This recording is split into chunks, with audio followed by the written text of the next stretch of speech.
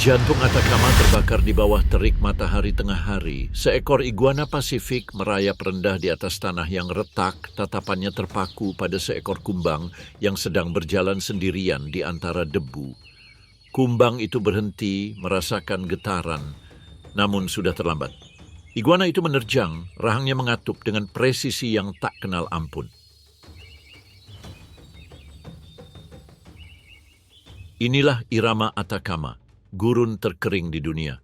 Di sini, di dataran tinggi tengah, kehidupan itu sendiri mulai melemah dan memudar. Jantung Atacama terdiam. Tidak ada pohon, tidak ada sungai, hanya garam dan batu. Inti hiperkering, tempat terkering di bumi di luar Antartika. Di beberapa lembah, hujan tidak turun selama berabad-abad. Medannya merupakan mosaik cekungan garam dan dataran kerikil. Pada siang hari, matahari memanaskan suhu di atas 40 derajat Celcius. Pada malam hari, embun beku mulai datang. Tanah tampak tak bernyawa. Namun di balik kulit kayu, makhluk-makhluk kecil bergerak. Seekor kumbang gelap, Praochis peruana, sedang berjalan di antara kerikil. Ia telah menunggu sepanjang malam di liangnya yang sejuk dan aman. Kini ia muncul untuk memulai pencarian hari itu. Dengan antena yang menyapu permukaan, ia bergerak perlahan. Tak banyak yang bisa ditemukan. Tak ada tanaman, tak ada sungai. Hanya serpihan yang terbawa angin. Benih kering. Sepotong materi organik. Serangga mati yang dibawa dari lembah yang jauh. Kumbang ini adalah pemakan bangkai. Tubuhnya dilindungi dari panas, kutikula tebal dan lapisan lilinnya melindunginya dari terik matahari. Namun, tak ada pertahanan yang sempurna. Ia mencari makan saat fajar dan senja, menjauh dari terik matahari siang. Setiap langkah penuh risiko. Jika terlalu lama berada di tanah, ia akan mati. Ketika suhu meningkat, kumbang mundur. Ia menggali dalam-dalam, menggali terowongan di pasir. Di bawah sana, suhu stabil dan kelembapan sedikit lebih tinggi. Ia bisa menunggu selama berhari-hari, berminggu-minggu, atau bahkan berbulan-bulan. Kumbang memperlambat metabolismenya, menghemat sedikit energi yang tersisa. Kumbang bergerak dalam keadaan antara terjaga dan tidur. Di luar, gurun terasa sangat panas di siang hari dan membeku di malam hari. Akhirnya, embusan angin menerbangkan debu segar ke dataran tinggi. Bersamanya, serpihan-serpihan berjatuhan, sayap ngengat, batang-batang rapuh yang terbawa dari jurang-jurang yang jauh. Kumbang itu terbangun, antenanya berkedut, kakinya menegang. Ia naik sekali lagi menuju cahaya. Dan di permukaan, bahaya ada di mana-mana. Seekor kadal menunggu, tak bergerak di atas batu, tatapannya terpaku pada gerakan sekecil apapun. Kumbang itu membeku, menyatu dengan kerikil, detik-detik berlalu bagai jam, lalu kadal itu melesat pergi. Namun kumbang itu jatuh, menghilang di bawah pasir. Namun perjalanan itu tidak sia-sia. Kumbang itu membawa hadiah di tangannya, benih kering yang tercabut dari tanah dan diterbangkan angin, dan hidup kembali untuk mencari makanan. Tak lama kemudian yang lain pindah, Champenotus morosus, tersebar di dataran. Mereka bergerak secara bergiliran, berhenti, mengecap, berputar, lalu berlari. Antena mereka menyapu permukaan untuk mencari jejak makanan sekecil apapun. Yang satu menemukan sayap lalat yang rapuh, yang lain lagi cangkang kosong larva kumbang. Mereka bertemu dan bekerja sebagai satu kesatuan.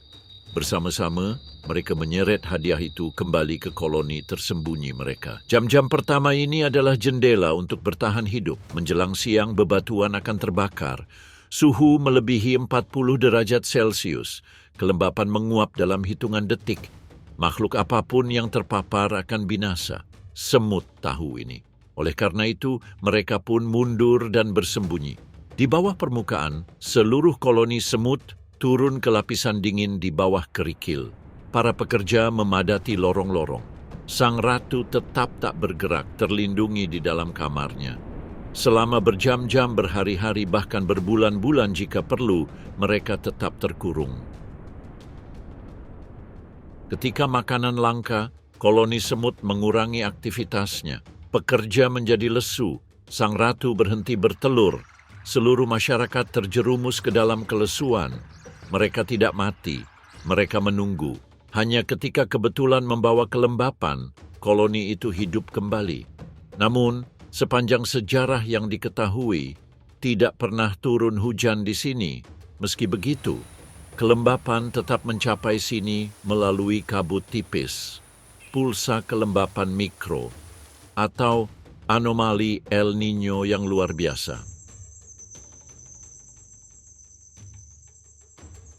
Ketika itu terjadi, dormansi berakhir. Semut-semut muncul ke permukaan. Mereka membangun kembali terowongan, memperbaiki ruangan, dan mengumpulkan benih yang terbawa angin.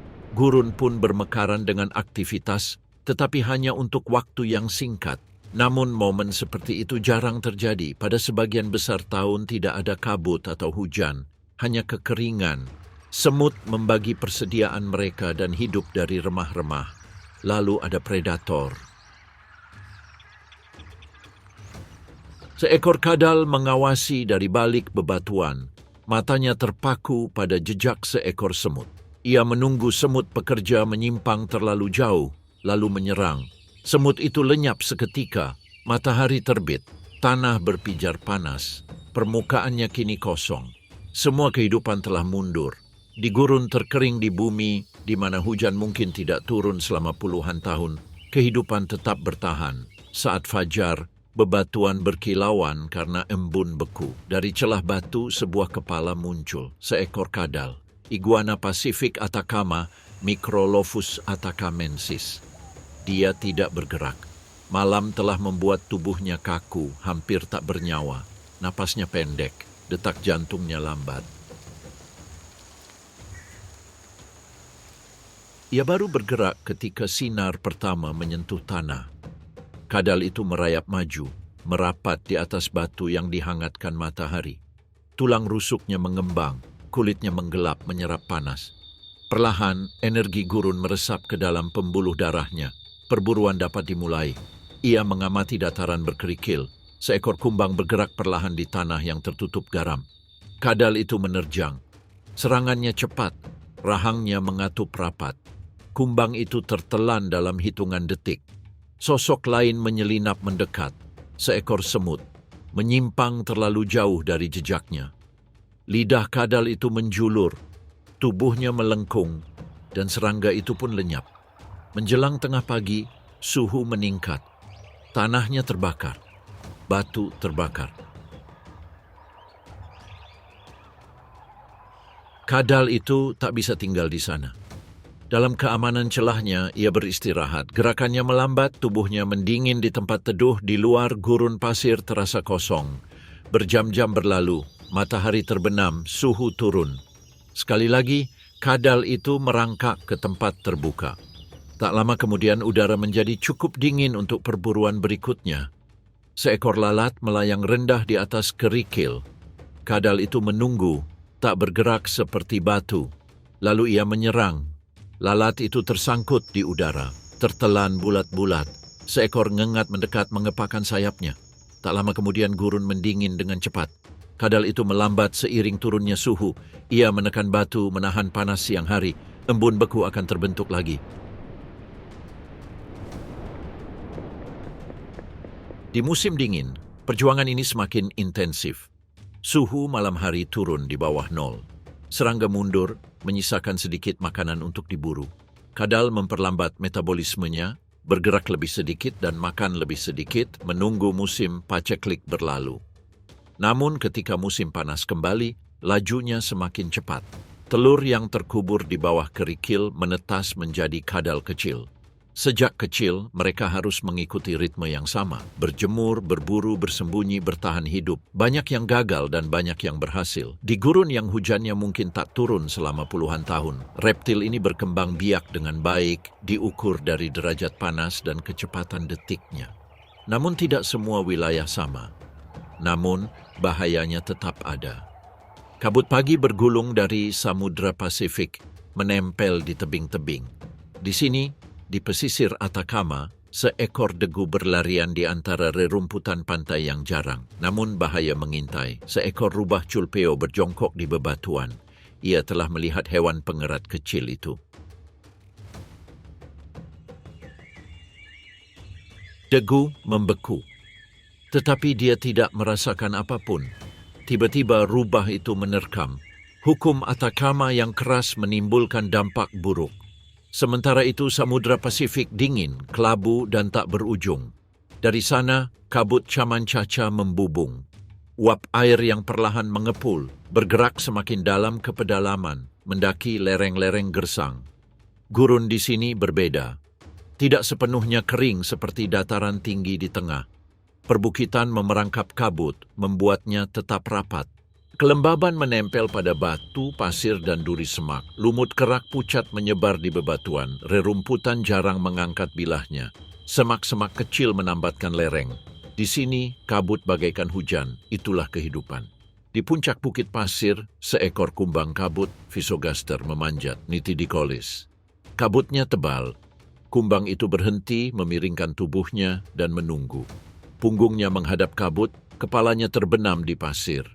Tetes-tetes air menumpuk di cangkangnya yang gelap. Tetes-tetes itu menyatu, menggelinding, dan bergerak maju. Setetes air mencapai mulutnya. Kumbang itu pun minum. Dia memegang posisi ini selama beberapa menit, terkadang berjam-jam. Jika sudah puas, lanjutkan. Di sepanjang lereng, orang lain mengulangi perbuatannya. Pada malam hari, kabut menebal dan menutupi perbukitan. Di pagi hari, kabut mengembun menjadi tetesan. Siang hari, matahari menerobos masuk, melahapnya. Tumbuhan menyusut dan terdiam, kumbang-kumbang menggali di bawah pasir, dan keheningan kembali hingga gelombang kabut berikutnya bergulung ke daratan. Namun selama kabut itu bertahan, kabut tersebut menopang kehidupan seluruh komunitas. Kumbang kabut harus memanjat ke tempat yang tepat, bukit pasir yang tepat pada waktu yang tepat. Jika terlalu pagi, kabut akan menghilang. Jika terlalu malam, matahari sudah menghilangkannya. Predator juga mengintai. Seekor kadal melesat keluar dari celah menangkap kumbang yang sedang minum. Seekor burung terbang rendah dan menangkap burung lain di pasir. Namun, kumbang itu kembali ke sana setiap hari. Mereka harus melakukannya. Tanpa kabut tidak ada kehidupan di sini. Di pagi hari yang jarang terjadi, kabut terasa sangat tebal. Bukit pasir meneteskan air. Semak-semak berkilauan dan tanahnya sendiri lembab. Serangga berkembang biak, kumbang minum berlimpah. Semut muncul dari sarang mereka dalam kawanan yang kacau. Bahkan laba-laba menenun jaring di rerumputan, menjebak mangsa yang tertarik oleh kelembapan yang tiba-tiba. Untuk sesaat, gurun terasa berlimpah. Namun pada siang hari, matahari sudah terbit. Kabut surut menuju laut. Udara menjadi kering. Bukit pasir mengeras. Generasi demi generasi kumbang kabut terikat pada siklus ini. Telur diletakkan di pasir lembab dan menetas saat kabut paling stabil. Larva menggali dalam-dalam, menunggu malam yang aman untuk muncul. Kumbang dewasa menyerap kabut hari demi hari, musim demi musim. Kumbang kabut berkembang biak di sini setiap hari, sementara sepupunya di inti bumi bertahan hidup dengan memakan sisa-sisa dan sampah. Sementara itu, di pesisir Atacama, untuk sesaat gurun melunak. Tumbuhan-tumbuhan bangkit. Daun-daun bermekaran, kuncup-kuncup mekar. Dan bersama bunga-bunga muncullah kupu-kupu. Sayap-sayap oranye dan hitam mengepak cepat di udara tipis. Wanita lukisan Chili, Vanessa Carrier. Meski rapuh, mereka telah memperhitungkan kedatangan mereka dengan sempurna. Kelembapan telah kembali, semak-semak sedang berbunga. Gurun menawarkan nektar dan kesempatan untuk bereproduksi. Kupu-kupu berhamburan di lereng bukit, berhenti di setiap bunga. Mereka menjulurkan lidah, mengacak-acak bunga-bunga. Kupu-kupu jantan berpatroli dengan ganas, menyerbu lawan mereka, mempertahankan area berbunga. Kupu-kupu betina bergerak di antara semak-semak, memilih tempat bertelur. Telurnya kecil, hampir tidak terlihat. Tersembunyi di bawah dedaunan, dalam beberapa hari mereka menetas. Ulat-ulat itu muncul kecil dan lapar. Mereka menggerogoti jaringan hijau yang lembut, tumbuh dengan kecepatan yang mencengangkan. Sambil makan, mereka juga berisiko menjadi mangsa. Laba-laba mengintai di batang. Semut berpatroli di dedaunan. Burung terbang di atas kepala kita. Banyak yang tidak akan bertahan. Namun, mereka yang berganti kulit akan berganti kulit lagi dan akan semakin membengkak pada setiap tahapnya. Kemudian mereka membentuk kepompong, tergantung di batang, tak bergerak dan rapuh. Di dalamnya, ulat itu bertransformasi. Beberapa hari kemudian kapsul itu bergetar, ia terbelah. Dan seekor kupu-kupu baru muncul, lembab dengan sayap terlipat. Perlahan, ia mengembangkan sayapnya dan mengeraskannya untuk terbang. Kemudian dengan kilatan warna jingga, ia bergabung dengan yang lain di udara. Namun musimnya pendek, kabut menghilang. Matahari semakin terik, semak-semak layu, bunga-bunga pun layu. Nektar langka, kupu-kupu kawin lagi, bertelur lagi, lalu terbang ke tanah kering. Generasi berikutnya mungkin muncul sebelum mekarnya bunga berakhir, mungkin 2. Namun, siklus itu akan segera berakhir. Saat bunga terakhir layu, kupu-kupu pun menghilang. Beberapa pindah ke selatan. Yang lainnya binasa di tempat yang sama di mana mereka dilahirkan. Di lembah lain, di mana kabut bertahan lebih lama, kupu-kupu melanjutkan siklusnya. Sementara itu, matahari terbenam di balik Samudra Pasifik. Panas menyusup melalui bebatuan. Keheningan menyebar di perbukitan. Kemudian, dari liang-liang terdengar gerakan. Kepala-kepala kecil muncul, kumis mereka berkedut dan mata mereka terbuka. Degus. Oktodon degus. Pada siang hari mereka tetap tersembunyi. Namun pada malam hari bumi melunak. Kabut bergerak menuruni lereng. Hewan pengerat muncul. Mereka bergerak lincah, melesat di antara semak-semak. Moncong mereka dekat dengan tanah. Mereka mencari biji, daun, apapun yang cukup hijau untuk dikunyah. Tubuh mereka terbakar. Tanpa tanaman yang kaya air, mereka tidak dapat bertahan hidup. Di tahun-tahun yang baik ketika kabut camancaca tebal dan semak-semak bermekaran, perbukitan tampak penuh kehidupan. Keluarga-keluarga makan bersama. Para pemuda saling kejar-kejaran dalam kegelapan. Orang dewasa tetap waspada, siap untuk melarikan diri. Namun bahaya tidak pernah jauh. Seekor rubah culpeo berjalan tanpa suara di antara bebatuan. Burung hantu berputar-putar, tampak menyeramkan di balik bintang-bintang, menunggu pergerakan di bawah. Bahkan ular-ular mengintai di bawah semak-semak. Satu langkah yang salah berakibat fatal. Namun, untuk setiap hewan pengerat yang tertangkap, lebih banyak lagi yang tertinggal. Liang itu adalah tempat perlindungan mereka. Menggali jauh ke dalam tanah gembur, mereka membentuk jaringan terowongan dan ruang. Di sini, para degus beristirahat, berkembang biak, dan membesarkan anak-anak mereka. Udara lebih segar, dindingnya aman. Bersama-sama mereka berbagi ruang. Puluhan degus tinggal bersama dalam kelompok yang erat. Ketika tanahnya subur, mereka berkembang biak dengan cepat. Seekor betina bisa melahirkan 2 atau bahkan 3 kali per musim, masing-masing dengan 6 anak. Anak-anaknya tumbuh dengan cepat, diberi nutrisi oleh tunas-tunas hijau dan biji-bijian yang mengembang karena kabut.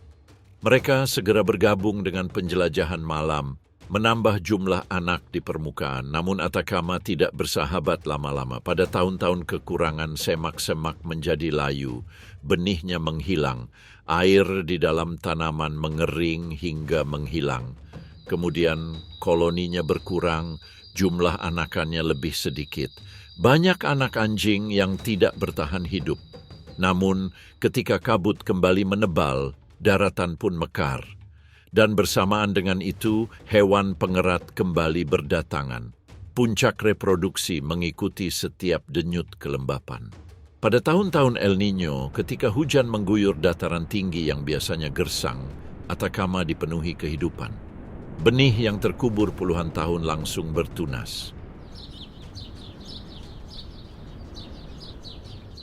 Bunga menutupi kerikil, degus memberi makan tanpa henti, mereka bereproduksi tanpa batasan. Tahun-tahun ini juga merupakan perayaan bagi para predator, namun pahalanya tidak bertahan lama. Dalam hitungan bulan, bunga-bunga layu, tanah mengering, dan kabut menghilang. Hewan pengerat itu mundur ke bawah tanah, banyak yang mati, Bahkan kini, di tengah malam, sebutir benih tergali, retak di antara cakar-cakar lincah. Sehelai daun dirobek dan ditelan, lalu terdengar jeritan melengking. Seseorang membeku, telinga tegak, tubuh kaku.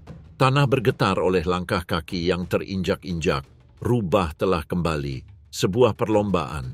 Debu beterbangan di udara. Ekor-ekor berkilauan.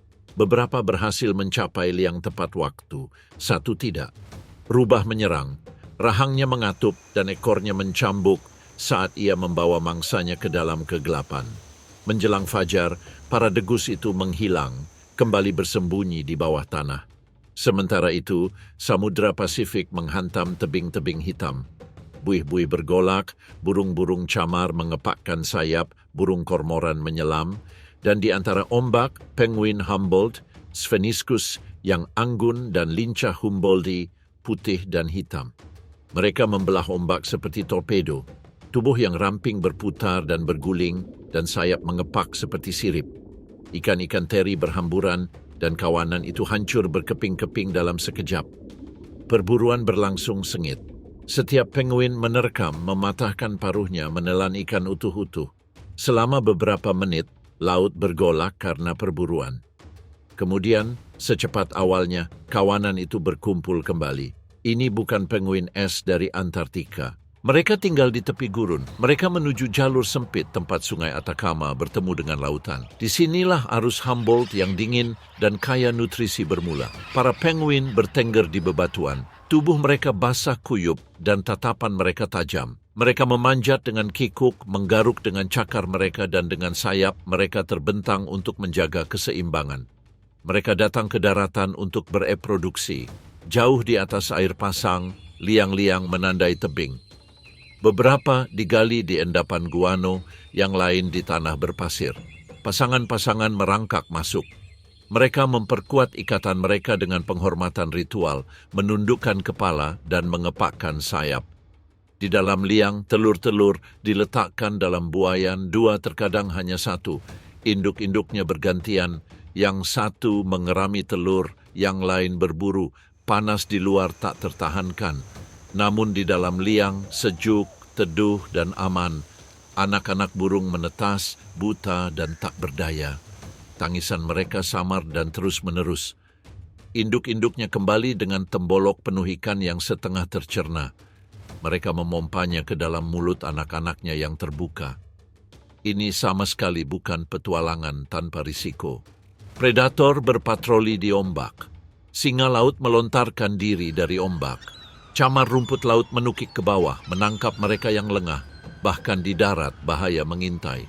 Burung nasar kalkun berputar-putar di atas kepala, menunggu yang lemah, namun anak-anak burung itu tumbuh besar. Bulu halus menjadi bulu, teriakan lemah saat menghadapi panggilan berani. Tak lama kemudian mereka berkumpul di mulut liang, menatap cahaya menyilaukan dan lautan. Tidak semua akan berhasil. Di tahun-tahun paceklik, burung-burung itu kelaparan. Induknya kembali tanpa apa-apa. Telur-telurnya busuk, anak-anaknya mati.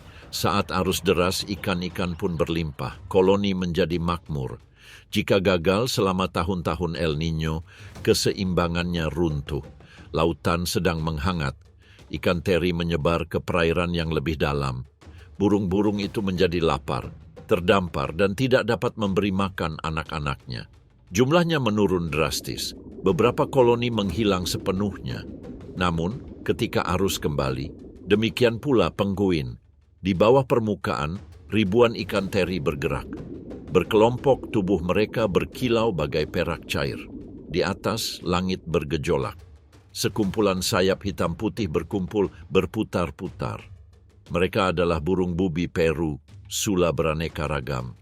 Mereka memanjat lebih tinggi, bahkan lebih tinggi, menunggu momennya. Lalu, terjun. Langit sedang runtuh. Satu persatu burung melipat sayapnya dan jatuh. Mereka jatuh ke air dengan kecepatan sekitar 160 km per jam. Laut menyemburkan cipratan 100 kali sekaligus. Ikan teri berhamburan ke segala arah. Burung bubis muncul, masing-masing dengan paruh perak. Mereka menelan hasil tangkapannya, membalikkan badan, lalu menyelam lagi. Berkali-kali badai sayap terus berlanjut. Dari tebing koloni itu menyaksikan ribuan anak burung yang lapar berteriak. Bagi mereka, setiap ikan yang ditangkap di laut adalah kehidupan. Bagi induknya, setiap penyelaman adalah risiko. Singa laut menyerang permukaan. Beberapa burung lolos dengan bulu yang terkoyak, yang lain terseret ke dalam air akibat ledakan buih. Namun mereka tetap menyelam. Gelombang demi gelombang burung melipat sayap mereka, menukik tajam ke bawah. Hamparan pasir menyusut, kilatan keperakan memudar. Akhirnya laut tenang, burung-burung bubi terbang lagi, perut mereka kenyang. Perburuan berakhir, kembali ke tebing, pemandangan berubah. Burung-burung kembali berbondong-bondong, perut mereka penuh dengan ikan. Mereka mendarat dengan canggung di tepian yang tertutup guano, mengepakkan sayap dan bergerak dengan susah payah. Pasangan-pasangan burung menyambut mereka dengan membungkukkan badan, menganggukkan kepala, dan mengetuk-ngetukkan paruh serempak. Anak-anak burung mengangkat kepala sambil berkokok. Induknya berjongkok, memuntahkan ikan teri dalam aliran kental berminyak. Ketika arus Humboldt kuat dan dingin, ikan teri melimpah. Tebing-tebingnya berdenyut dengan kehidupan. Perburuannya tidak ada habisnya. Anak ayam tumbuh subur.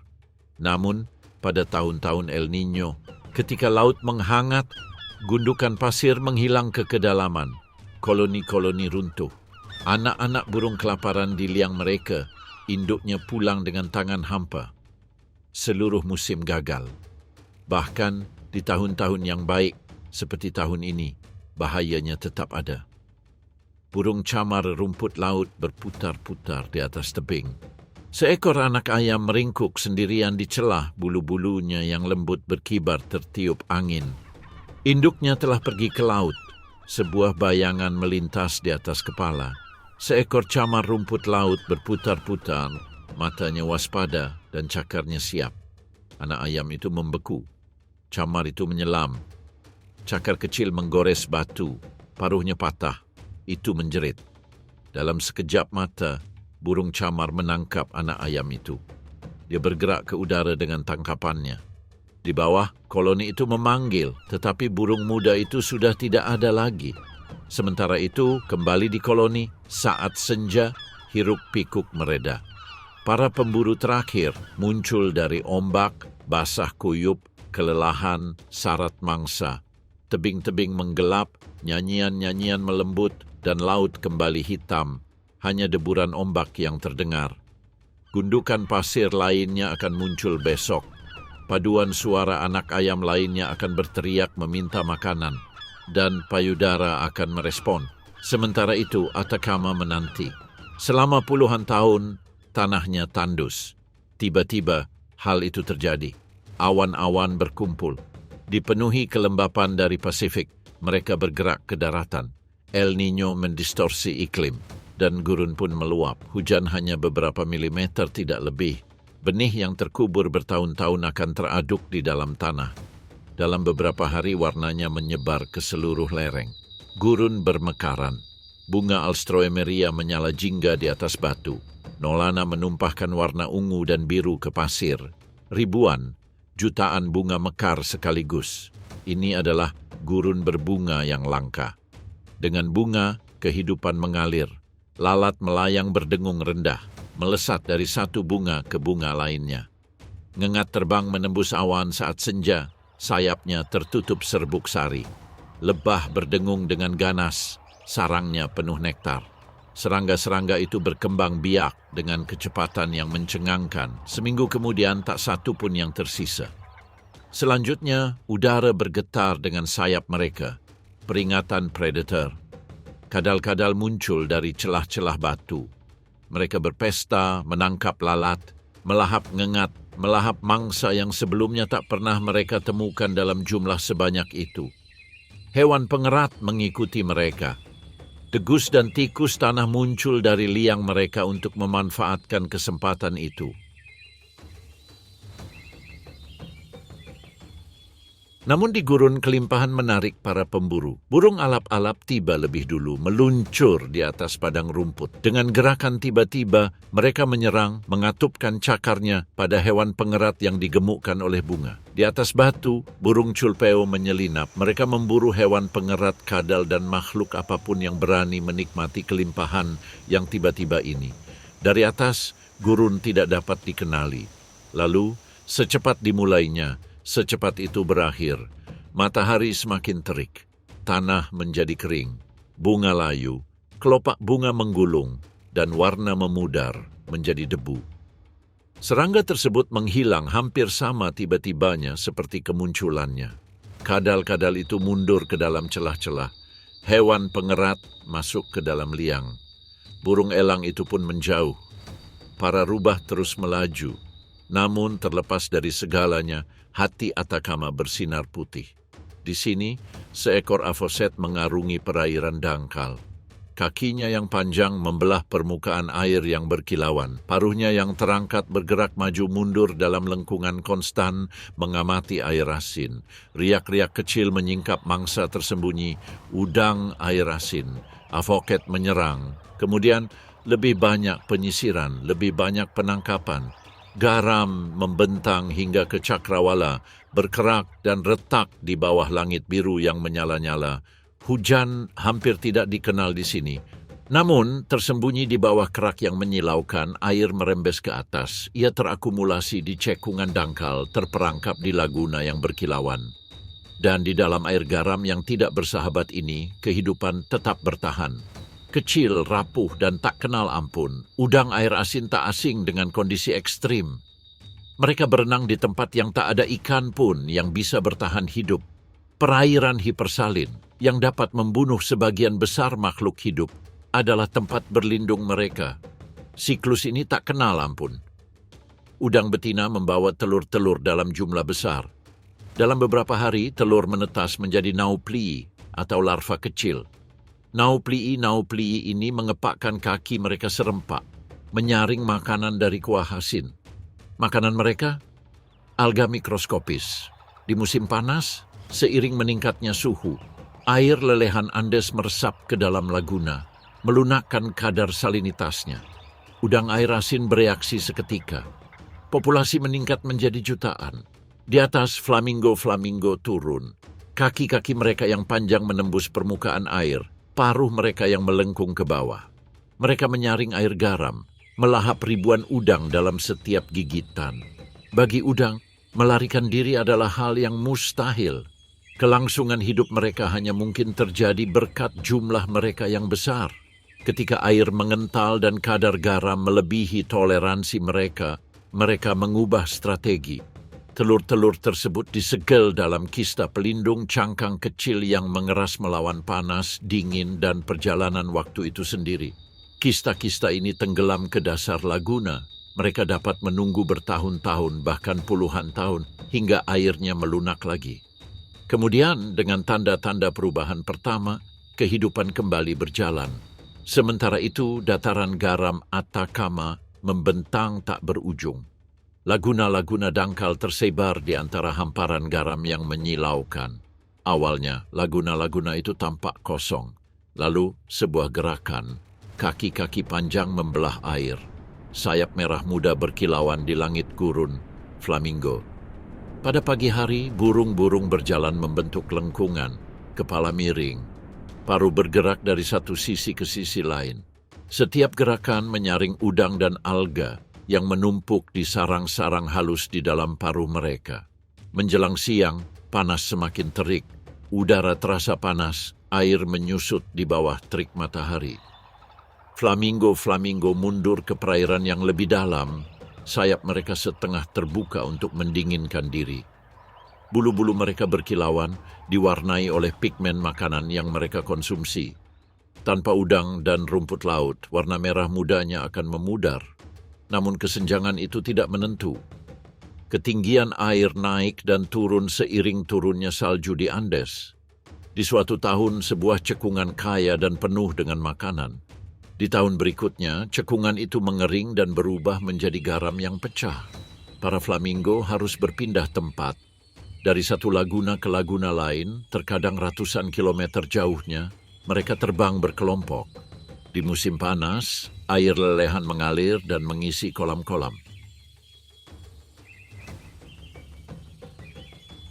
Salinitas mengencarkan, mekarnya udang, perkembangbiakan alga. Tentu saja flamingo berkumpul dalam jumlah ribuan. Di musim dingin, es mengeraskan laguna saat fajar dan burung-burung menjadi lumpuh. Kaki mereka terperangkap di lapisan es tipis.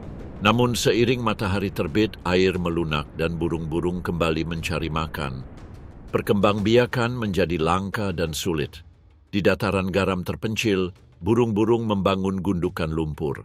Seekor telur diletakkan di setiap sarang, diawasi oleh induknya. Selama berminggu-minggu, burung dewasa merawat dan memberi makan anak burung tersebut. Anak burung tumbuh dengan cepat, dengan kaki yang kokoh dan paruh yang tidak melengkung. Baru setelah beberapa bulan mereka akan belajar makan seperti burung dewasa. Predator memang sedikit, tetapi bahaya tidak pernah absen. Seekor flamingo muda bersembunyi di tepi laguna. Bulunya masih lembab karena semalam. Ia mengangkat satu kaki dengan hati-hati, mencari udang air asin di perairan dangkal. Di atas, seekor camar rumput laut berputar-putar tanpa suara. Dengan sayap hitamnya, sang predator fokus pada anak burung itu. Flamingo itu membeku. Ia merasakan bahaya, namun sudah terlambat. Camar itu menyelam. Anak burung itu terbang, tetapi kakinya terhuyung-huyung di lumpur yang lengket. Sang predator menerkam, sayapnya mengepak, tubuhnya yang selembut beludru meronta. Lalu ia menghilang, terangkat ke angkasa. Teriakan tanda bahaya bergema di seluruh laguna, namun sekarang tidak ada yang dapat dilakukan. Tak jauh dari sana, seekor rubah culpeo bergerak di sepanjang tepian sungai yang surut. Bulunya menyatu dengan garam dan pasir, tubuhnya berjongkok dan telinganya tegak. Seekor rubah muda lainnya, rubah ini juga merasakan bahaya. Burung itu mengangkat kepalanya sebagai tanda peringatan. Rubah itu berjongkok lalu melompat. Burung flamingo mulai mengepakkan sayapnya dengan putus asa.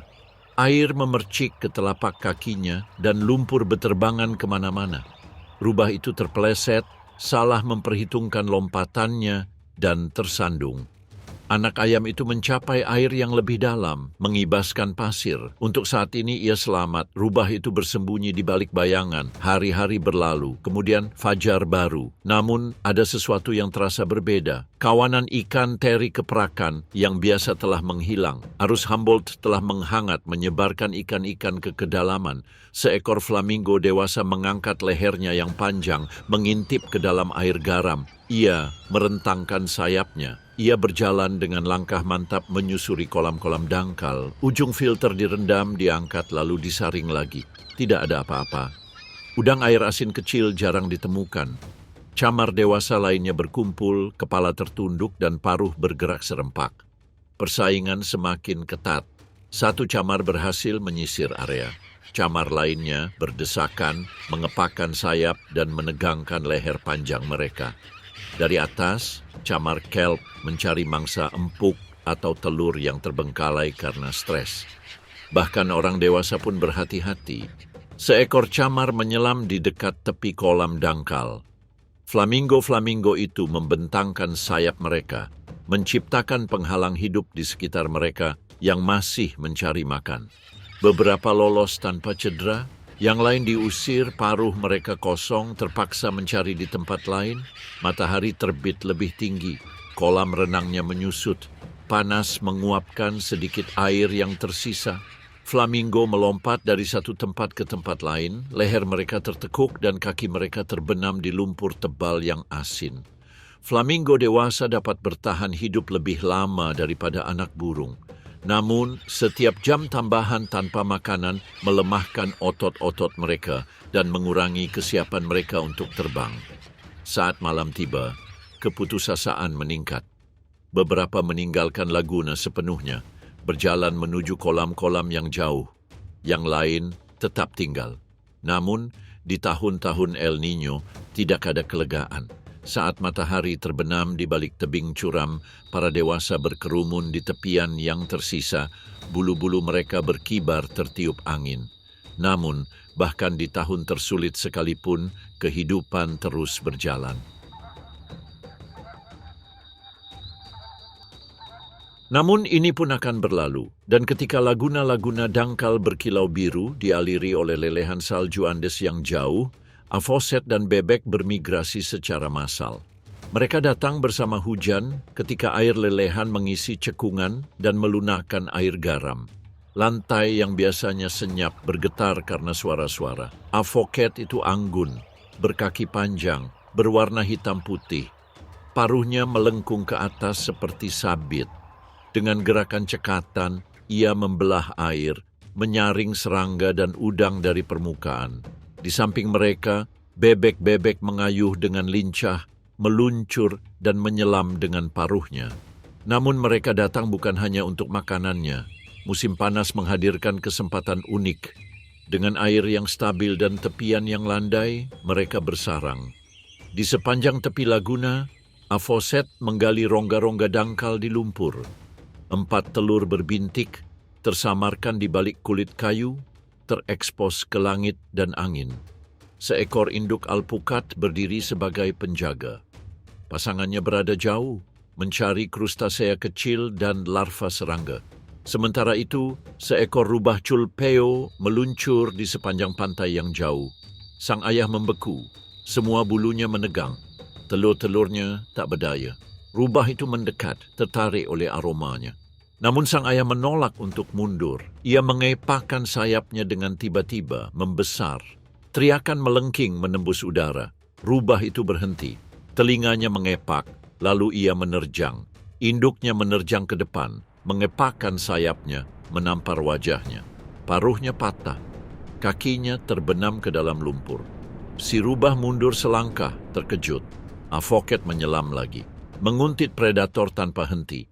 Rubah itu berbalik dengan ragu-ragu. Akhirnya, dia kembali ke flat. Telurnya aman untuk saat ini. Bebek juga mengklaim tempat mereka. Mereka menjalin rerumputan dan alang-alang untuk menciptakan tempat berlindung tersembunyi, sarang rahasia di dekat permukaan air. Telur-telur mereka diletakkan di bawah bulu halus, dihangatkan oleh tubuh-tubuh yang tak pernah berkeliaran jauh. Anak-anak ayam menetas secara tiba-tiba. Anak-anak bebek yang berbulu halus itu berenang ke dalam air dangkal. Anak-anak avoset kecil dengan cepat mengikuti jejak induknya. Anak-anak avoset lahir berlari, kaki-kaki panjang mereka membawanya melintasi dataran dalam hitungan jam. Rentan, gelisah, selalu diawasi. Induk mereka mengelilingi mereka, waspada. Setiap bayangan di atas adalah ancaman. Setiap riak di air dapat berarti bahaya. Laguna itu juga dipenuhi kehidupan yang rapuh. Nyamuk menetas di awan, udang air asin berkembang biak di kacang merah, dan anak-anak ayam makan dengan lahap. Namun airnya semakin menyusut dari hari ke hari. Matahari menarik uap air ke langit, meninggalkan cincin-cincin garam di sekeliling laguna. Makanan membuat Anda menurunkan berat badan. Kolam-kolamnya terfragmentasi. Pantainya meluas ke pedalaman, memperlihatkan sarang-sarang yang dulunya berdiri di tepi air. Beberapa ditinggalkan, sekarang para predator berkeliaran dengan lebih berani. Seekor anak ayam meringkuk di tepi genangan air yang menyusut, basah dan kusut, kakinya gemetar. Induknya waspada. Dari balik bayangan muncul seekor rubah culpeo, bulunya bercampur lumpur dan garam. Matanya berkilauan, moncongnya berkedut. Ia bergerak tanpa suara. Anak ayam terlambat mendeteksi gerakan tersebut. Dia bergegas menuju air. Cakar kecil meluncur di atas lumpur yang licin. Rubah itu menerjang.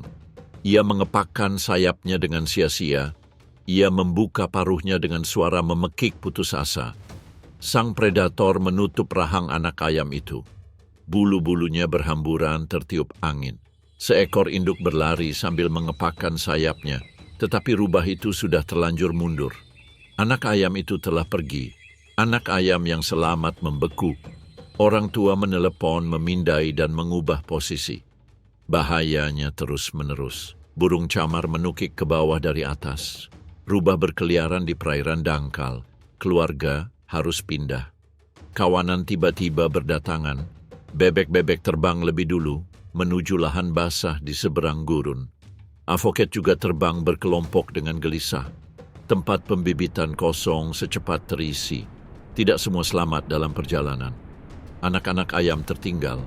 Badai menerjang dataran tinggi. Beberapa kolam mengering sebelum anak-anak ayam siap sehingga meninggalkan keluarga-keluarga yang terlantar. Meski begitu, masih cukup banyak yang tersisa. Mereka yang berhasil akan kembali. Ketika hujan musim panas mengisi kembali cekungan.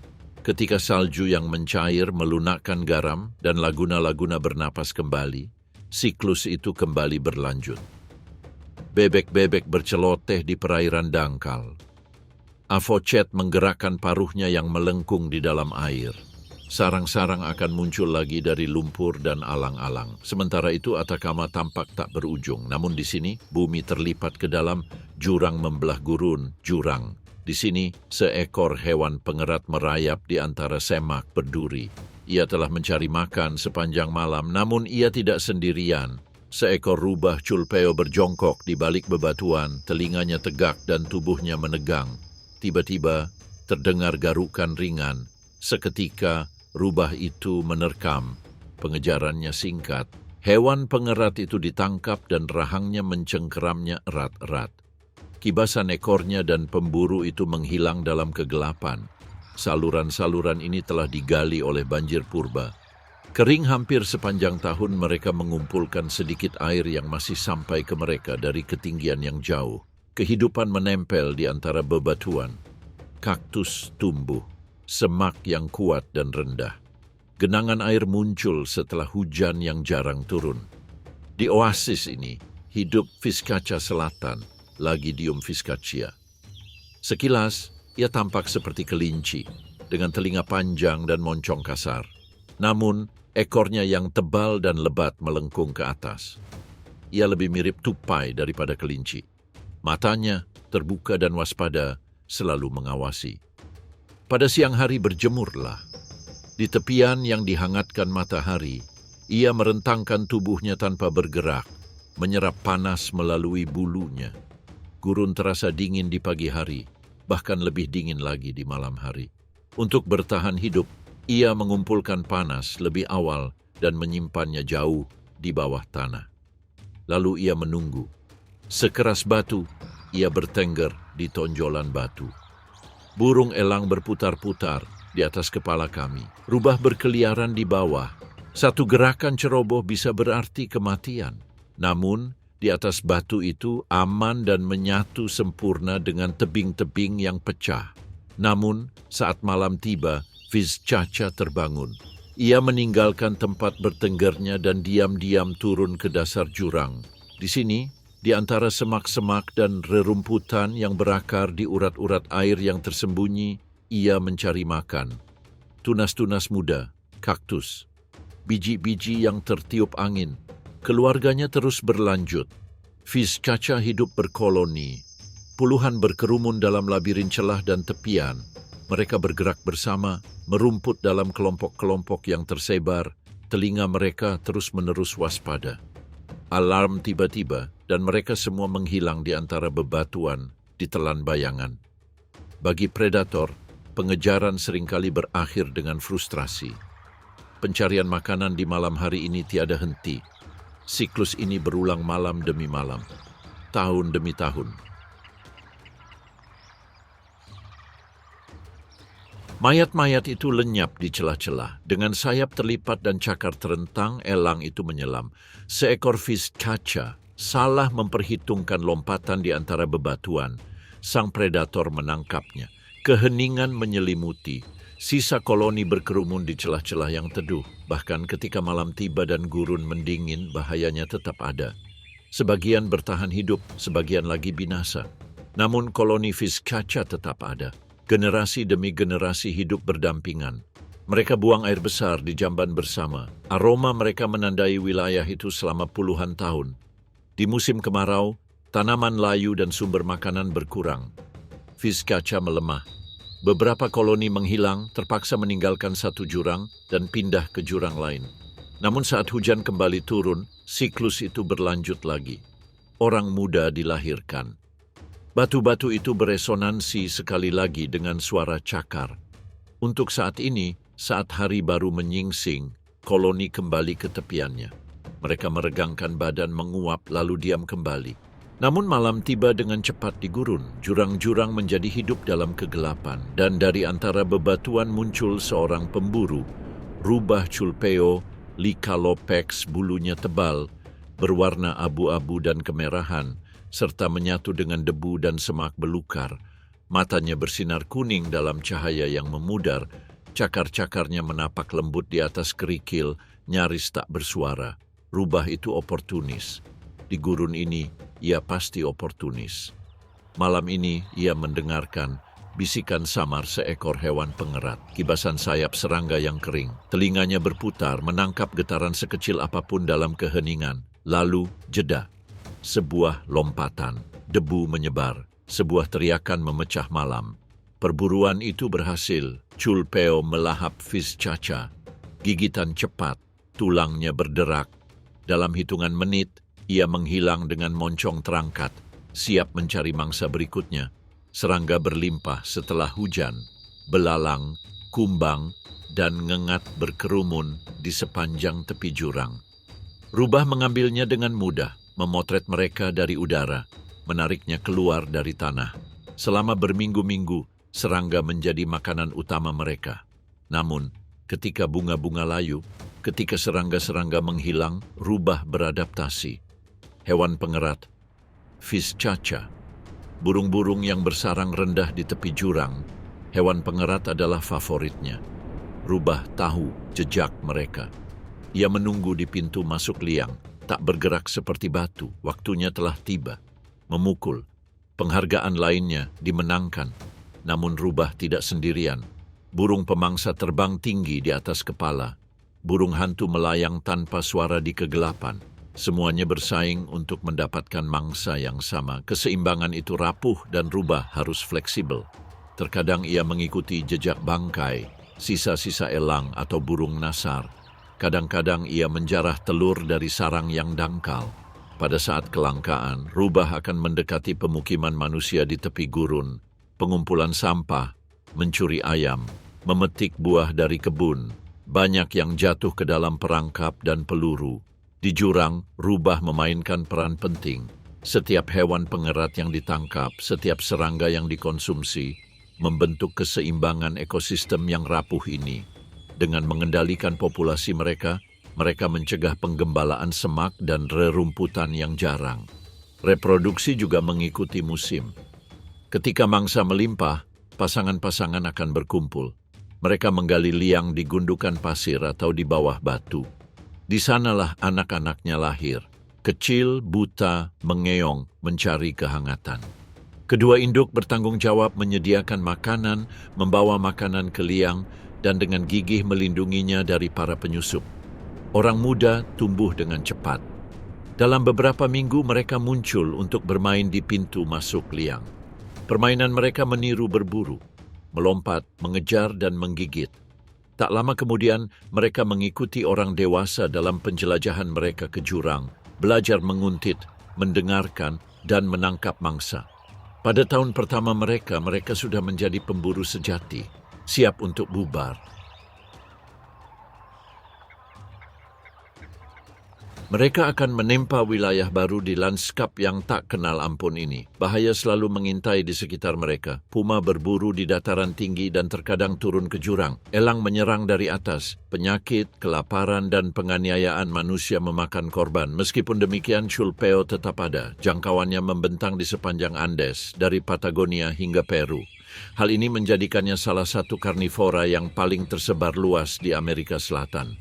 Kembali ke jurang. Malam semakin larut. Rubah berhenti di genangan air bekas hujan yang berlalu. Ia minum dalam-dalam, moncongnya mengibaskan pantulan bintang-bintang. Lalu, dengan kibasan bulunya, ia menyelinap pergi sekali lagi. Seekor hewan pengerat melesat maju. Pengejaran terjadi seketika. Diameter debu mengepul. Kemudian diinstal. Saat fajar, Rubah itu mundur. Ia merambat ke atas bebatuan dan menggulung, membentuk cekungan. Di sanalah ia beristirahat, Bulunya hangat oleh cahaya pertama dan tubuhnya tidak bergerak setelah berjam-jam mengembara. Jurang itu kembali sunyi, seolah tak ada yang bergerak di malam hari. Saat matahari terbenam di atas jurang, duri-duri kaktus berkilau bagai kristal di bawah cahaya pagi. Dan dari keheningan itu muncul suara yang unik, dengung, cepat, gemetar. Lagu itu milik burung kolibri oasis, Rhodopis doa malam. Ia melayang di depan bunga kaktus. Mengepak dengan kecepatan sekitar 50 kali per detik atau lebih, sayapnya tampak kabur. Tubuhnya menggantung, tak bergerak di angkasa. Paruhnya menghunjam dalam-dalam ke bunga. Nektarnya tersedot habis, bunga-bunga langka. Namun, burung itu harus mengenal setiap bunga, setiap kaktus, setiap semak yang berani berbunga. Burung itu mengingat, sepanjang hari, burung kolibri terbang dari tempat bertengger ke bunga, dari bunga ke bunga. Ia makan setiap beberapa menit, tanpa banyak istirahat. Jantungnya berdetak lebih cepat daripada mamalia gurun manapun. Tubuhnya membakar bahan bakar dengan kecepatan yang luar biasa. Tanpa nektar Anda tidak dapat bertahan 1 jam. Namun, hubungan ini saling menguntungkan. Setiap bunga yang dikunjungi juga mengalami penyerbukan. Serbuk sari melapisi paruhnya dan menempel pada bulunya. Serbuk sari tersebut berpindah dari satu kaktus ke kaktus lain, dari satu semak ke semak lain. Burung memastikan kelangsungan hidup burung tersebut sama pentingnya dengan kelangsungan hidupnya sendiri. Pada tahun-tahun normal, bunga hanya sedikit, tersebar, dan berumur pendek. Burung kolibri memperluas daerah penyebarannya. Terkadang ia harus terbang bermil-mil jauhnya di atas kerikil dan batu. Di tahun-tahun berbunga, segalanya berubah. Lereng bukit berkilauan dengan bunga-bunga. Alstroemeria, Nolana, kaktus. Bunga-bunga mekar penuh warna, dan burung kolibri tumbuh subur. Ia melahap nektar yang memberinya energi untuk terbang berhari-hari, dan itu bereproduksi. Burung jantan terbang untuk memamerkan diri. Mereka terbang tinggi dan menukik dengan gerakan melengkung. Sayap mereka membelah udara dengan kicauan melengking. Bulu-bulu mereka yang berwarna-warni berkilau di bawah sinar matahari, hijau dan perunggu, menarik perhatian. Burung betina mengamati dari balik naungan semak-semak. Mereka harus memilih dengan hati-hati. Setiap pasang harus kuat, setiap sarang aman. Ketika kondisi memungkinkan, sarang-sarang pun muncul. Mangkuk-mangkuk kecil yang ditenun dari sutra laba-laba, serat tanaman, dan bulu kaktus. Tersembunyi di antara semak-semak, tersembunyi di antara duri-duri. Di dalamnya terdapat telur-telur yang tak lebih besar dari kuku jari. Hanya betina yang merawat mereka. Dia tetap bertahan. Dia melakukan pemanasan. Dia memberi makan. Anak-anak burung itu lahir buta, telanjang, dan tak berdaya. Sang induk memasukkan paruhnya ke dalam mulut mereka, meneteskan nektar dan serangga, makanan yang cukup kaya untuk mendorong pertumbuhan. Namun kelangsungan hidup tak pernah terjamin. Seekor burung kolibri kecil terbang di dekat sarang mereka. Paruhnya mencelupkan ke dalam bunga yang cerah untuk menyesap nektarnya. Anak-anaknya berkicau pelan, tersembunyi di antara duri dan dedaunan pelindung. Di bawah, seekor ular Andes kecil melata diam-diam di antara dahan-dahan. Lidahnya terangkat, mencari telur atau anak ayam. Induk ular merasakan bahaya. Ia membeku. Lalu ia menerjang ke depan, melebarkan sayapnya dan mengeluarkan jeritan melengking yang menusuk. Ular itu berhenti, terkejut. Lalu dia mundur karena serangan suara dan gerakan yang tiba-tiba itu.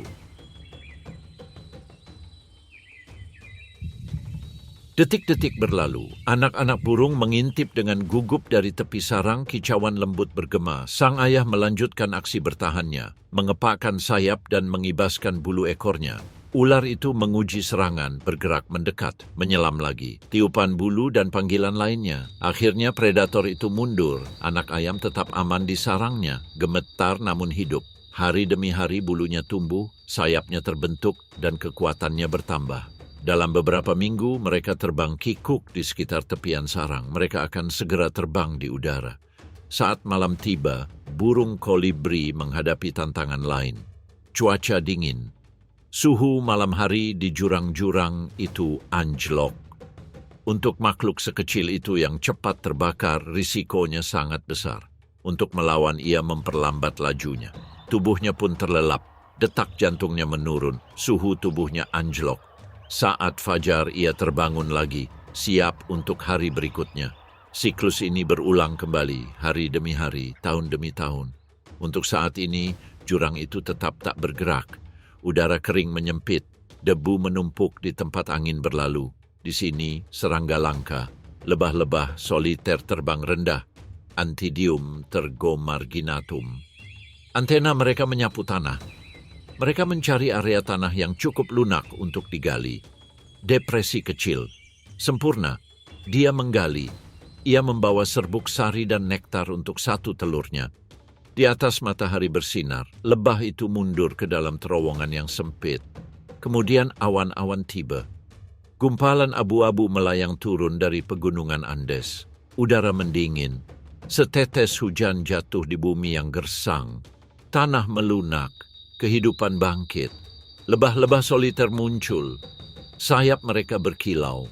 Mereka bergerak cepat di antara bunga-bunga, mengumpulkan nektar dan serbuk sari untuk anak-anak mereka. Setiap lebah sendirian, namun bersama-sama mereka menciptakan dengungan yang memenuhi jurang. Seekor lebah hinggap di bunga nolana yang cerah. Dengan sayap terlipat dan antena bergerak, ia menyesap nektarnya. Sementara itu, seekor kadal Liolemus kecil merayap di sepanjang dahan di dekatnya. Dengan mata tajam dan lidah yang menjulur, ia melihat lebah itu terdiam sesaat. Sang predator menyerang. Lebah itu langsung bereaksi. Ia melesat ke samping, lalu ke atas, melesat pergi sebelum kadal itu sempat mendekat. Kadal itu menyengat tanpa alasan, mendecakkan lidahnya frustrasi. Lebah itu melayang di dekatnya di atas bunga lain. Hari terus berlanjut. Di seberang jurang, lebah-lebah lain menggali, menimbun, dan mencari makan. Seekor hinggap di bunga nolana yang baru mekar, menumpahkan serbuk sari. Lebah lain menyentuh daun yang rapuh. Gurun berbunga meluas. Lereng bukit berkilauan dengan alstroemeria dan bunga-bunga lainnya. Lalat melayang, ngengat, dan kupu-kupu kecil muncul. Lebah terbang di antara mereka sendiri. Serbuk sari memenuhi udara, memberi makan kadal, hewan pengerat, dan burung kolibri. Lebah soliter terus-menerus terancam. Burung mematuk, laba-laba mengintai, dan panas kembali. Setiap lebah mengandalkan kecepatan, penyembunyian, dan pengaturan waktu. Mereka memanfaatkan setiap denyut kelembapan, setiap bunga. Sebuah langkah yang salah, hembusan angin, sebuah bayangan, dan kehidupan bisa berakhir. Namun sebagian besar bertahan hidup, masing-masing membawa bebannya ke sarang tersembunyi untuk memasok telur Anda. Minggu-minggu berlalu, matahari gurun menghangatkan permukaan. Kelembapan dari curah hujan yang langka meresap. Di dalam telur, kehidupan bergejolak. Seekor larva muncul, tembus cahaya, mungil, dan lapar. Ia mulai memakan serbuk sari dan nektar yang disimpan dengan hati-hati oleh induknya. Tanah di atasnya dingin, yang melindunginya dari panas dan predator. Di luar gurun menderu. Angin mengangkat debu ke kerikil, perburuan kadal. Hembusan angin yang tiba-tiba mengancam serangga yang terpapar. Di bawah permukaan, larva terus makan. Waktu berlalu. Tubuhnya tumbuh, tersegmentasi. Persediaan makanan yang tersimpan berkurang. Larva menenun kepompong kecil, membungkus dirinya dengan sutra. Perubahan dimulai. Dari dalam kepompong, transformasi semakin cepat. Sayap terbentuk, kaki menguat, mata menggelap. Larva menjadi pupa, kemudian menjadi lebah dewasa. Kecil namun lengkap. Akhirnya, tanah melunak setelah hujan rintik-rintik. Lebah baru itu muncul, antena bergetar, dan sayap mengepak. Ia muncul hidup-hidup dari cahaya dan debu. Rasa lapar mendorongnya ke bunga terdekat. Naluri membimbingnya untuk mencari makan, untuk bertahan hidup, untuk melanjutkan siklus. Namun seiring berlalunya waktu, bunga-bunga itu pun layu. Tanah mengering lagi. Lebah-lebah itu kembali ke liangnya. Beberapa bertelur yang akan menghabiskan musim dingin dengan aman di bawah tanah. Sementara itu, di atas 3.000 meter udara menjadi lebih tipis. Di sini di Puna, seekor guanaco merumput. Jauh di atas, seekor puma berjongkok di antara bebatuan vulkanik.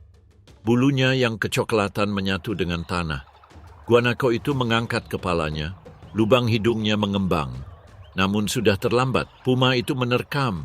Kuku-kukunya bergemuruh, batu-batu berhamburan.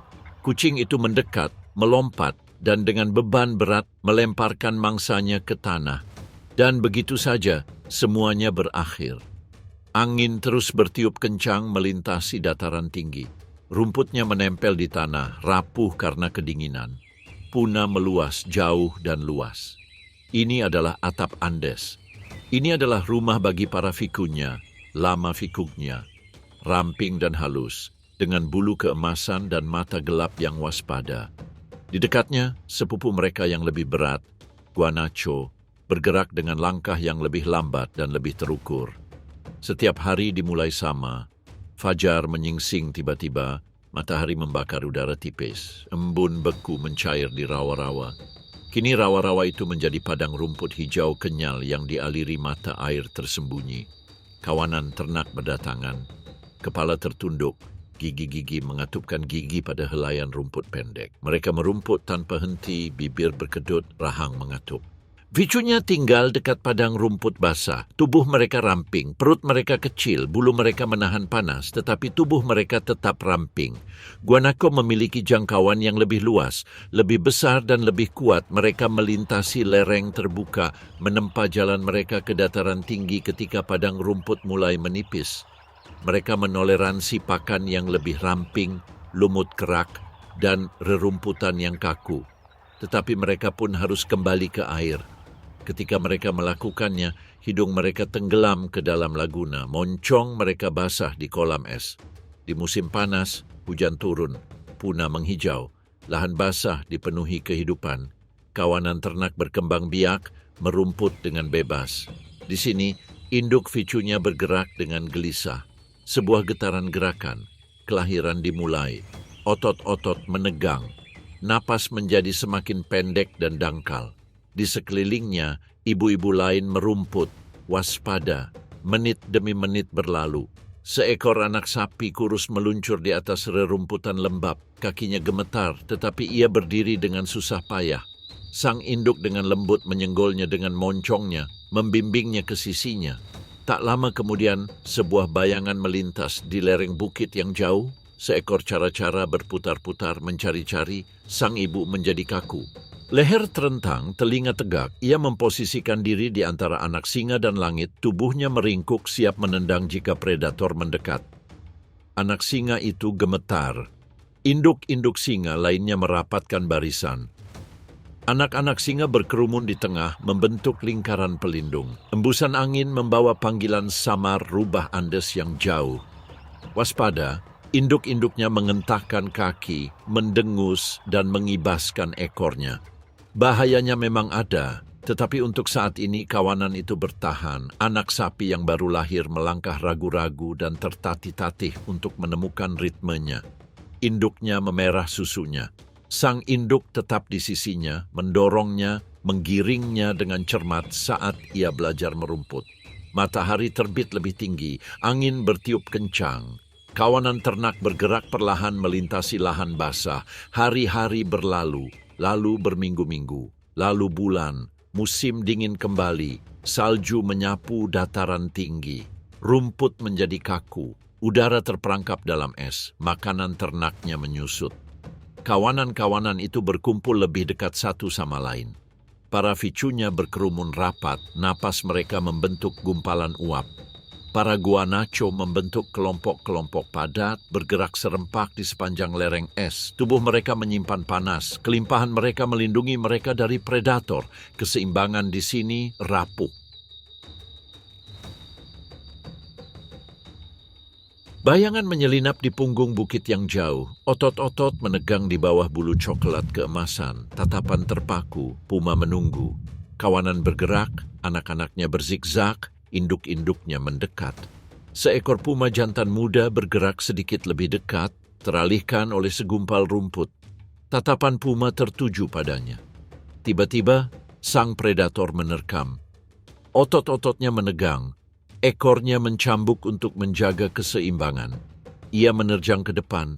Cakar-cakarnya tak bersuara di atas rumput. Para vicuna langsung bereaksi. Teriakan waspada menggema di udara. Para induk berputar, menghentakkan kuku, menghentakkan kaki. Para vicuna muda berlari, berusaha mengimbangi. Anak sapi yang diserang tersandung di area licin dekat tepi rawa. Puma memanfaatkan momen itu.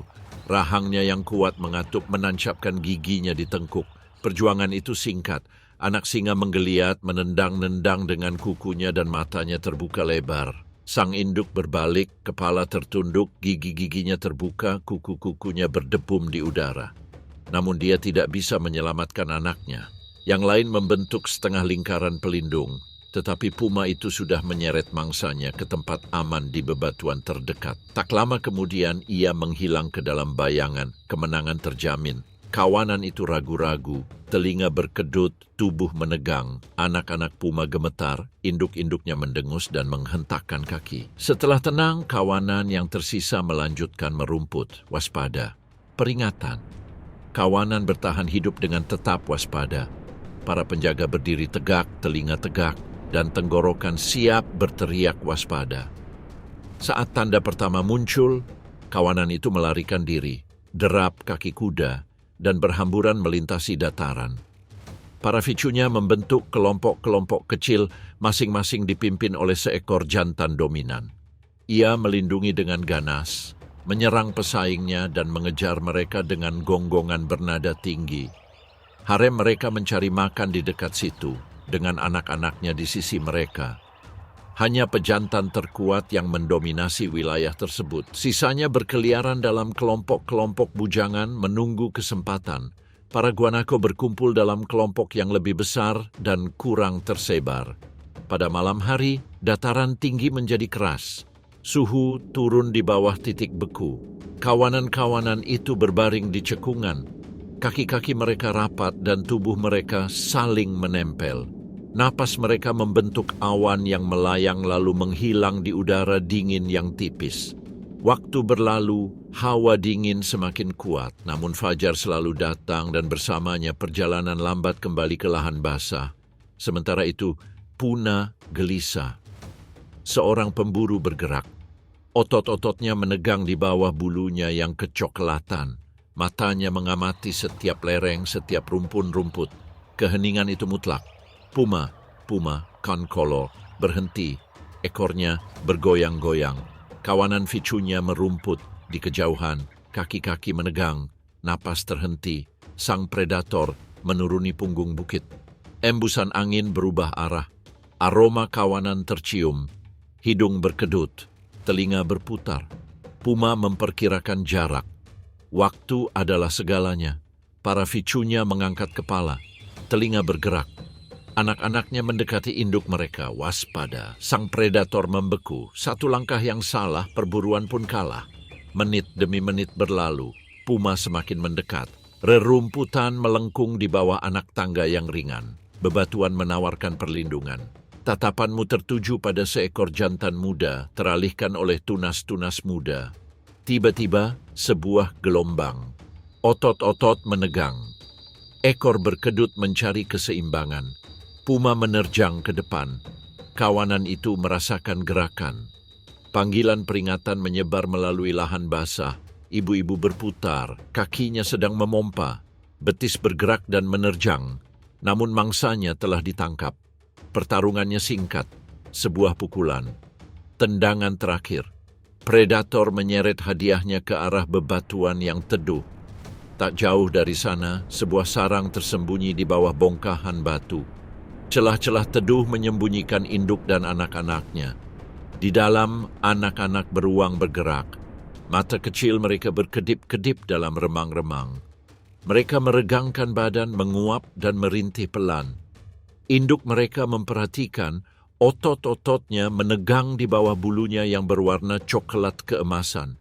Di luar sana, derap kaki kuda terdengar menggema di atas lahan basah. Panggilan diajukan, para vicuna yang khawatir, predator yang sedang bergerak. Sang induk menegang. Ia memutar telinganya. Ia mengibaskan ekornya sekali. Anak-anaknya mendekat, tubuh mungil mereka gemetar, ia bergerak, otot-otot menegang, siap bergerak jika bahaya mendekati sarang. Namun suara itu terdengar jauh. Kejar-kejaran terbuka bukanlah miliknya, ia tak akan menampakkan diri.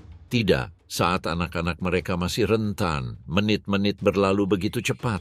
Angin membawa aroma-aroma yang jauh, vicunya, rumput, dan seekor puma lain yang sedang berburu. Ia mengendus, waspada, lalu menundukkan kepala. Anak-anaknya mulai bersiap, meringkuk di bawah kehangatannya. Tatapan mereka tak pernah lepas dari pintu masuk. Siapapun yang menyusup terlalu dekat akan dihadang dengan cakar dan taringnya yang tajam. Di luar, predator yang jauh menyeret mangsanya melintasi bebatuan yang teduh. Induk puma tetap bersembunyi di dalamnya, jangan khawatir, melihat. Menjelang senja, puma pertama setelah makan memanjat ke punggung bukit berbatu. Ia menetap di sebuah cekungan dangkal, telinganya berkedut. Matanya setengah tertutup, mendengarkan suara sekecil apapun. Dari kegelapan, seekor rubah menyelinap di dekat tepi kolam yang jauh. Burung-burung bertengger, hewan pengerat itu pun pergi. Puma sedang gelisah, otot-ototnya menegang. Suatu refleksi, bukan pengejaran. Malam ini adalah waktu istirahat. Perburuan lainnya akan dilakukan besok. Ketika matahari pagi menyinari puncak-puncaknya, burung kondor Andes Vulturgryphus terbang. Sayapnya lebih lebar daripada tinggi manusia. Bulu-bulu hitamnya berkilauan dalam cahaya. Kerah putihnya berkilau di tenggorokannya. Burung kondor menunggangi angin. Arus udara ke atas mengangkatnya lebih tinggi. Termal demi termal, ia naik. Dari garis salju ke langit. Hanya dengan kepakan sayap, ia membubung tinggi, menelusuri lengkungan lebar di atas puna. Medan di kakinya terbentang terbuka. Padang rumput, laguna, lereng gersang. Bahkan dari ketinggian yang mencengangkan ini, ia mengamati setiap gerakan. Burung kondor tidak berburu. Dia sedang menunggu, dia memperhatikan, mencari kematian. Di bawah, vicunya merumput. Satu terhuyung, pusing melanda. Ia tersandung dan jatuh. Kondor sudah berputar-putar ke bawah, tapi ia tidak sendirian. Rubah mengendus udara. Namun, ukuran tubuhnya membuatnya dominan. Ia mendarat dengan berat, sayapnya terbentang mengklaim pesta. Burung-burung yang lebih kecil menyebar. Seekor rubah berdiri di sana sambil menggeram. Namun jentikan paruh burung kondor, sebuah serangan membuatnya mundur. Makanan ini milik raksasa. Paruhnya merobek daging dengan mudah. Ia mengupas otot, urat, dan isi perut. Tak ada yang terbuang sia-sia. Kondor makan hingga temboloknya membesar. Hari-hari berlalu dalam luncuran tanpa henti. Kondor dapat menempuh jarak lebih dari 200 km dalam satu lengkungan. Semua tanpa getaran sedikit pun. Di bawah, medannya bergeser. Punggung bukit, lembah, dataran garam.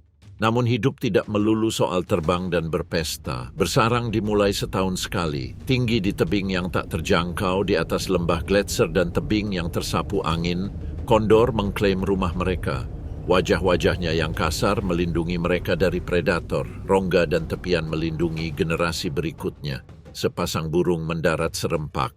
Mereka bersolek, bernyanyi, dan bertengger. Bersatu seumur hidup, mereka mempertahankan situs ini dari pesaing mereka. Sang betina bertelur, besar, putih pucat, rapuh, indah. Ia langsung mendarat di atasnya. Kehangatan dan kewaspadaan berpadu. Sang jantan bertengger di dekatnya, mengamati lembah-lembah.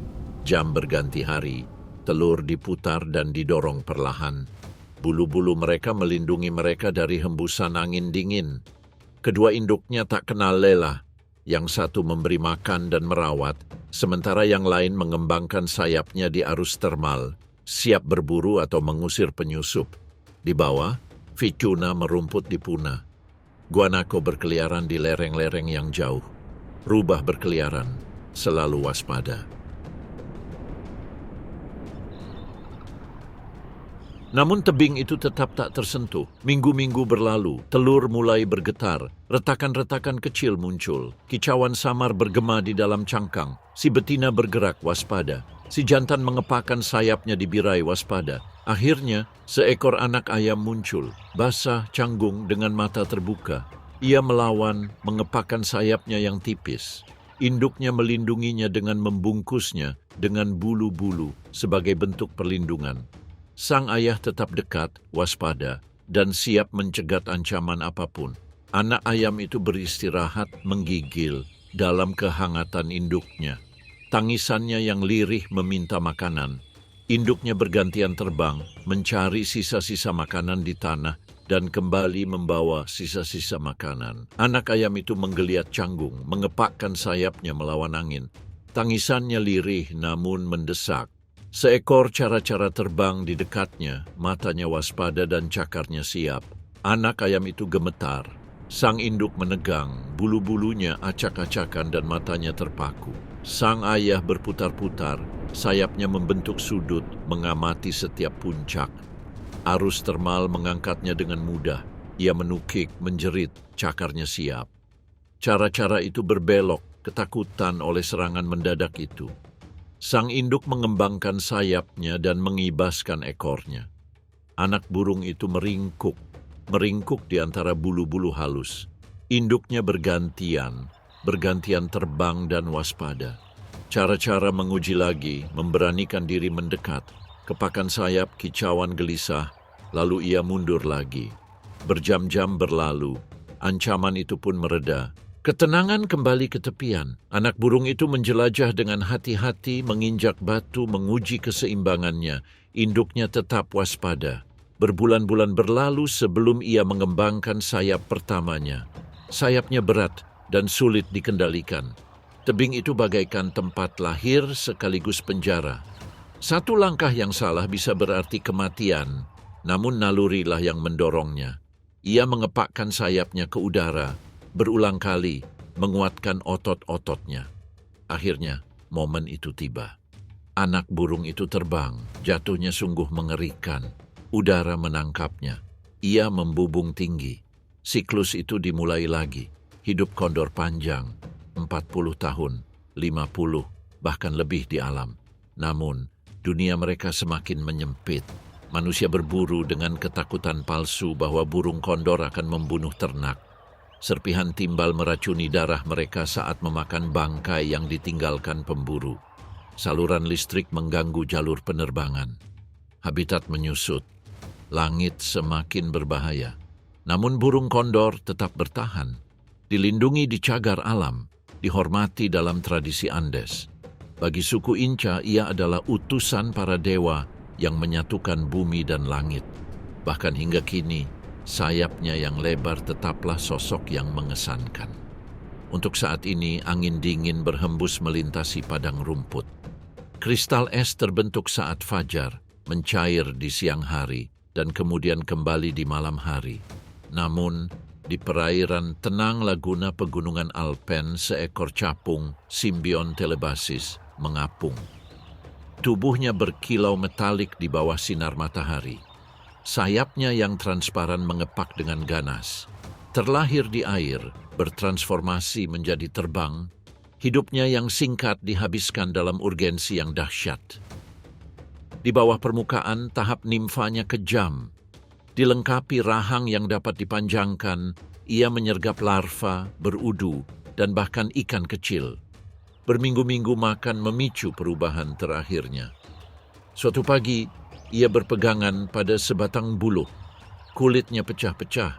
Sebuah tubuh baru muncul, berkilau, rapuh, menggigil di udara dingin. Tunggu beberapa jam, sayap kering. Otot-otot mengeras, lalu lepas landas. Misi mereka bereproduksi. Waktunya singkat.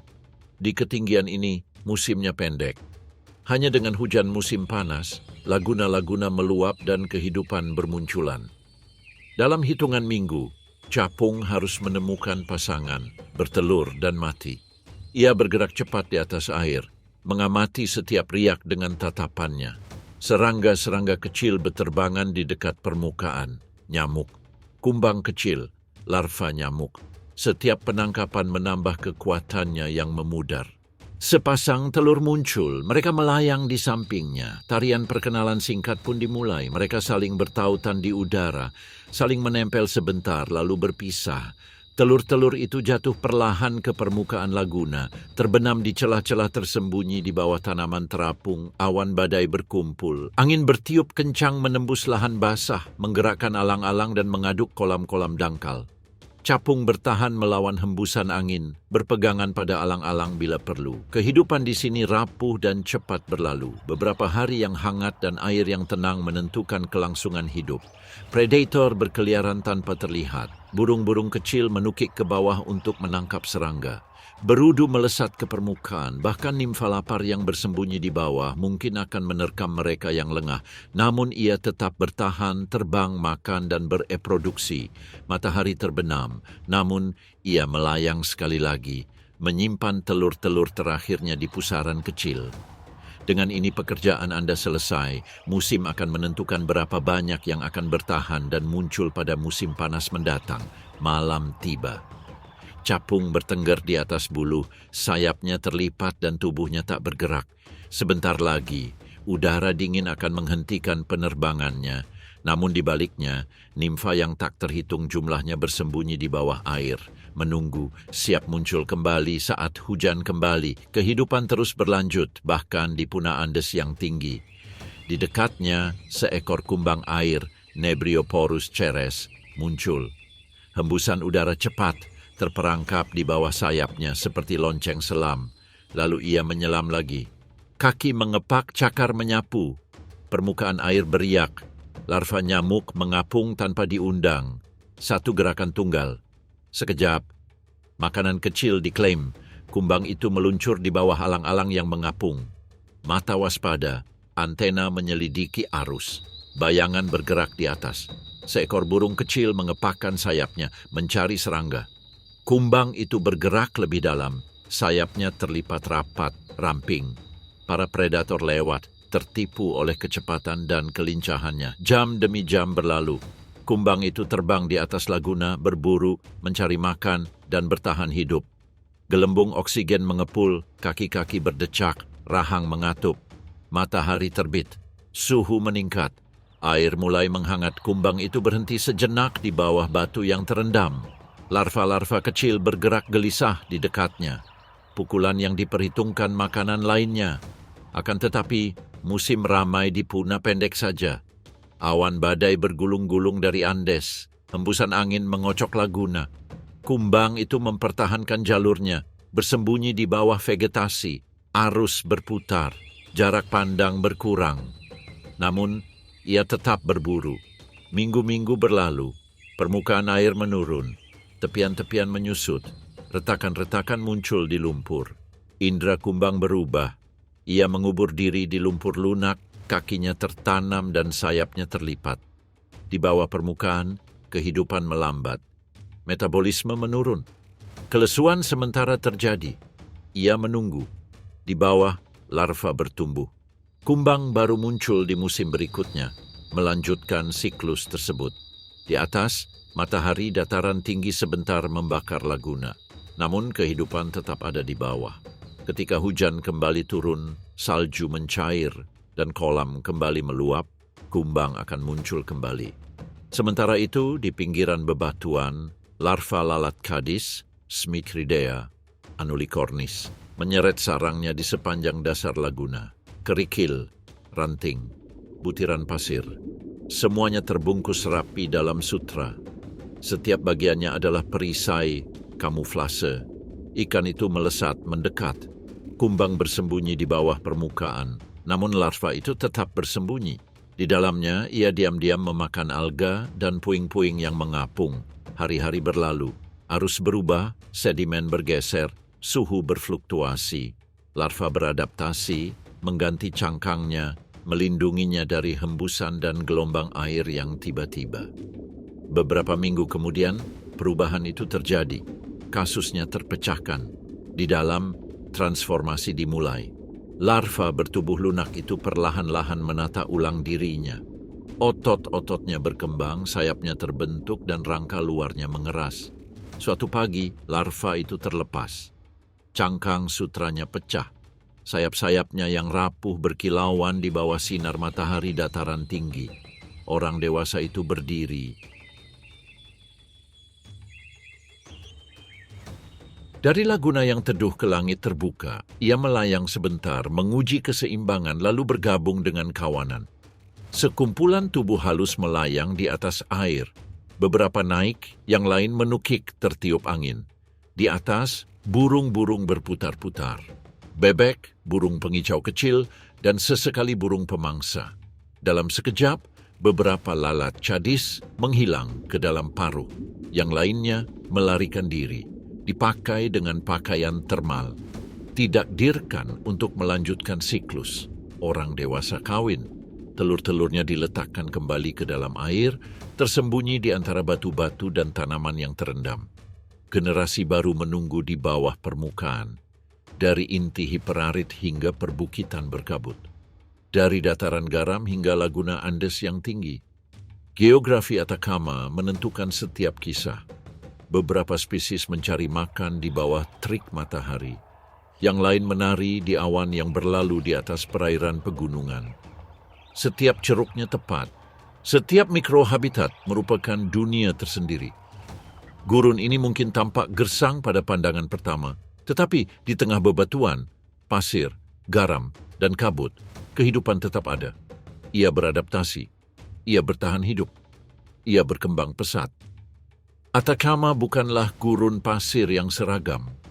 Ia merupakan mosaik dari berbagai ekstrim.